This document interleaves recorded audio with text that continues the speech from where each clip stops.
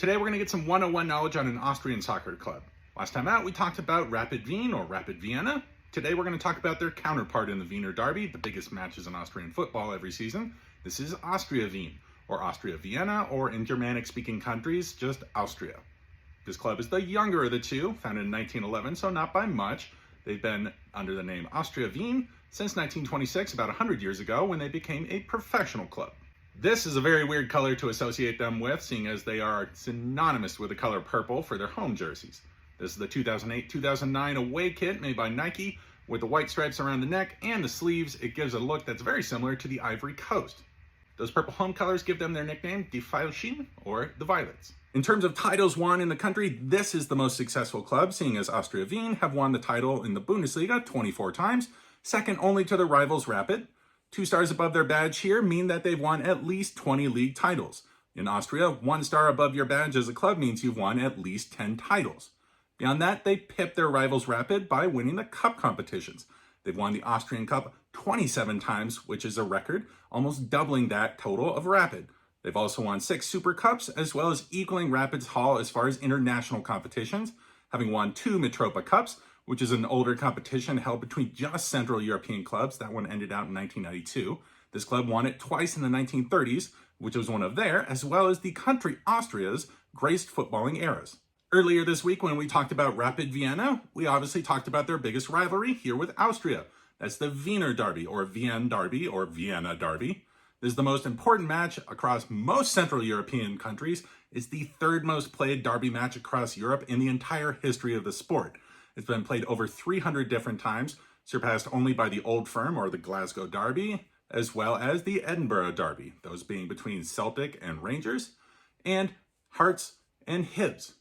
Even in these times where Austrian football has been dominated by the new kids on the block financially, Red Bull Salzburg for the last 10 years, this is still the biggest match in the country every single season. It's played so frequently due to the fact that neither of these clubs have ever been relegated down from the first league, the Austrian Bundesliga in the country, as well as by the format that Austria plays football in, seeing as they have a double round-robin league and then a championship stage, which adds more matches to the season, usually with these two competing in the championship phase.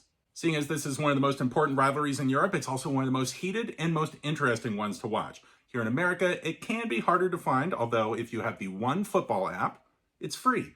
You can see it on TV anytime through that application. The club's golden era was the late 70s into the early 80s. Between 76 and 86, they won the league 8 different times, so utter dominance there. They also made some deep runs into European competition. In 78, they went to the final of the Cup Winners' Cup. The next season, they went to the semifinals of the European Cup, that's now the Champions League. And in 83, they went back to the semifinals of the Cup Winners' Cup again. Those are deep runs for a Central European club. The level of Austrian football has moved up a lot in European competition in the last decade, but that's not due to its 2 biggest clubs. It's due to the new kids on the block. This is Red Bull Salzburg.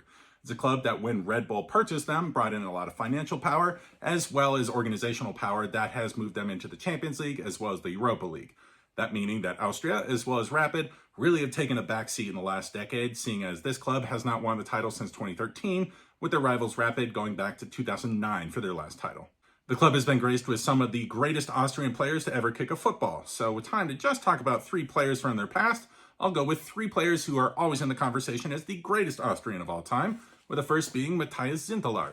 He's a player from before the Second World War, having played in the 20s and 30s. He scored over 200 goals for this club and was one of the most important players to that aforementioned period in the 1930s for this club and for the Austrian national team, which was nicknamed the Wunder team at the time.